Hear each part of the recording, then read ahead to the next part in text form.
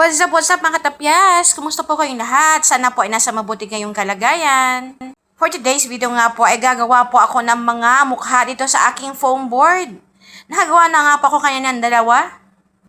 Nakalimutan ko nga po katapyas na mag-video kanina. Sayang naman yun, pang content din. Ito nga pong pinakalas na ginagawa ko ay may curly hair siya. Naubusan nga po kami ng black na marker kaya heto po ginagawan ko ng paraan. Gamit lang po itong pencil ay sinasawsaw ko siya dun sa kulay black na paint. Tapos, pinipaint ko lang po siya ng pa-wave dito sa white foam board kaya namumukha siyang kulot. Lapis nga rin po ang ginamit ko kasi hindi ako makahanap ng paintbrush kanina. Dapat nga sana ay cotton buds ang gagamitin ko pero naubusan din kami. Kailangan nga po namin mamili ng mga school supplies na gagamitin namin para sa aming summer camp.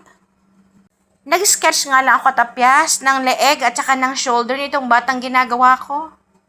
Mamaya ay papatungan ko rin po ito ng kulay black para ma-emphasize yung shape niya.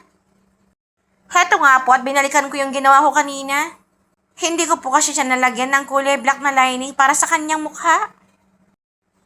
Hindi naman po talaga ako magaling mag-drawing mga katapyas. Tinatry ko na lang talaga yung best ko para maging artistic. Natutuwa nga rin po talaga ako sapagkat na-appreciate ng aking manager yung mga ginagawa ko dito. Wala lang, share ko lang. At lagi po natin tatandaan mga katapyas that God is good all the time and all the time God is good. And so katapyas, heto na po ang kanyang itsura. Thank you for watching guys.